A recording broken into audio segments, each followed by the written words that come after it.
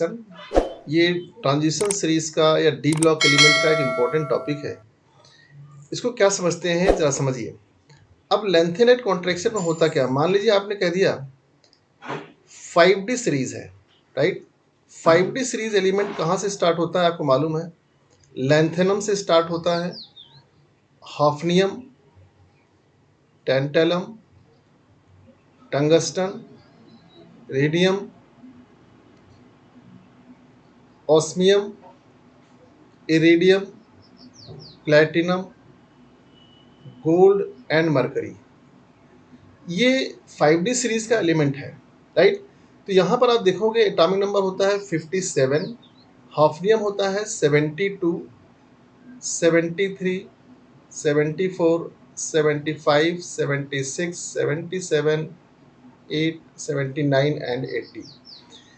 यानी बीच में अगर आप देखें 57 से लेकर के 72 के बीच में यहाँ पर 14 एलिमेंट आ रहे हैं बेटा। ये 14 एलिमेंट पीरियोडिक टेबल में अगर आप देखोगे तो नीचे की तरफ रखे होते हैं, जिसको आप कहते हो 4F सीरीज या F ब्लॉक एलिमेंट। इस तरह से दो टेबल बनी होती है। तो इसमें जो होता है यहाँ पर ये आता है 14 एलिमेंट, इसको आप कहते हैं 4F सीरीज, राइट। तो अब होता क्या है यहाँ पर, ये जो एटॉमिक नंबर 57 है जरा समझिएगा। अगर इसका इलेक्ट्रॉनिक कॉन्फ़िगरेशन बनाए आप लेंथेनम का, तो लेंथेनम का एटॉमिक नंबर होता है 57। इसका इलेक्ट्रॉनिक कॉन्फ़िगरेशन आप बनाओगे तो लिखा जाएगा क्लोज सेल इलेक्ट्रॉनिक कॉन्फ़िगरेशन है, जरा समझिएगा। क्या लिखेंगे आप, ज़ीनॉन, राइट, 54। इसके बाद आ जाता है 5D1 और 6S2, ये इसका एटॉमिक नंबर होगा 57। लेंथेनम के बाद आता है हाफनियम, जरा समझिएगा। हाफनियम होता है 72। इसका इलेक्ट्रॉनिक कॉन्फ़िगरेशन आप लिखते हो तो आता है 4F14, 4F14, 5D1, sorry 5D2 और 6S2। अब जरा समझिएगा, यहाँ पर आपने क्या बता दिया कि ये हाफनियम है, यहाँ पर 4F आ गया। यही आपको इंपॉर्टेंट समझने की ज़रूरत है। क्या है लेंथेनेट कॉन्ट्रैक्शन, देखिए बेटा। आपने कहा लेंथेनेट कॉन्ट्रैक्शन है, ये न्यूक्लियस है, राइट, पॉजिटिव चार्ज है। This is your first orbit, this is your second orbit, third orbit, fourth orbit, fifth orbit and sixth orbit.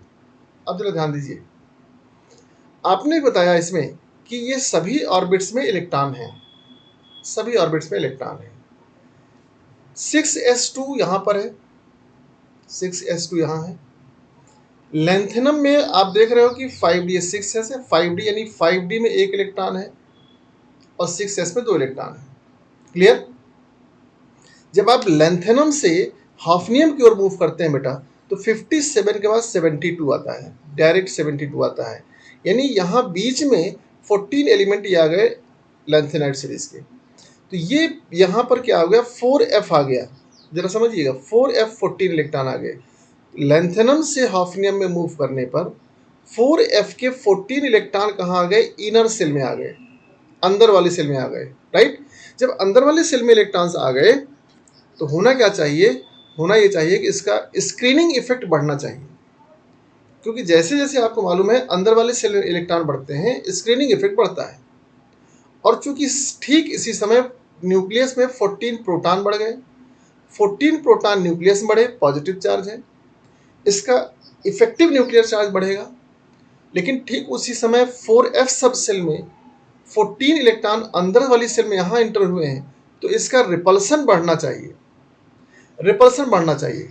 आपको मालूम है कि S block, P block, D block, F block में F block elements की जो shielding है वो बहुत पुअर होती है, यानी इट शोज पुअर सील्डिंग।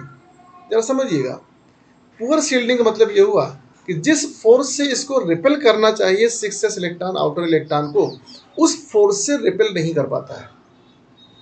क्यों? कि because of size of F orbital, complicated size है, बड़ा साइज है इसका, तो उसका इफेक्ट कम हो जाता है। यानी जो इलेक्ट्रॉन इस 4F सेल में है, सब सेल में है, उसका रिपल्सन पावर कम होता है। न्यूक्लियस में 14 प्रोटॉन बढ़ गए, इसका अट्रैक्शन पावर इंक्रीज हो गया। तो बेटा जब लेंथेनम से हाफनियम में मूव करते हैं तो न्यूक्लियर चार्ज एबनॉर्मली इंक्रीज हो जाता है। 14 प्रोटॉन न्यूक्लियस बढ़े तो उसका अट्रैक्शन पावर एबनॉर्मली बढ़ गया, लेकिन 4f में इलेक्ट्रॉन इनर सेल में बढ़ने से जो उसका शील्डिंग होना चाहिए उस चार्ज के प्रति वो शील्डिंग नहीं हो पाती है, शील्डिंग वीक होती है। तो रिजल्ट क्या होता है, ये न्यूक्लियस इस आउटर इलेक्ट्रॉन को स्ट्रांगली अट्रैक्ट कर लेता है, और जब स्ट्रांगली अट्रैक्ट करेगा तो रेडियस क्या होगी, रेडियस कॉन्ट्रैक्ट हो जाएगी बेटा, राइट। इसी को हम बोल देते हैं लेंथेनाइड कॉन्ट्रैक्शन। क्लियर। तो होता क्या है जरा समझिए, इसको फिर से लिख देते हैं हम लोग कि when we move from lanthanum to hafnium, 14 electron enters in 4f subcell, 4f subcell having poor shielding, इसकी शील्डिंग पुअर होती है, राइट। 4f इलेक्ट्रॉन की शील्डिंग पुअर हो गई। At the same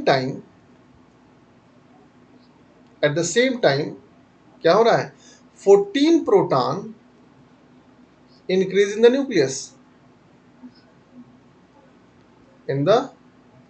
nucleus.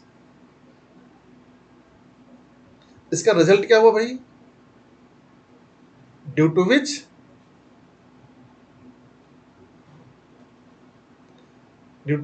abnormal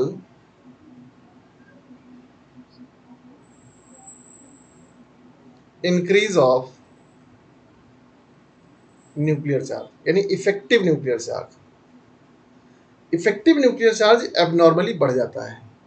फिर से ध्यान दीजिएगा, इनर सेल में 4f सब सेल में इलेक्ट्रॉन बढ़ने से इसका शील्डिंग पावर कम होता है, लेकिन न्यूक्लियस में 14 प्रोटॉन बढ़ जाने से इसका इफेक्टिव न्यूक्लियर चार्ज एबनॉर्मली बढ़ जाता है, जिसकी वजह से होता क्या है कि इसका जो साइज है वो एबनॉर्मली डिक्रीज हो जाता है, रेडियस कॉन्ट्रैक्ट हो जाती है।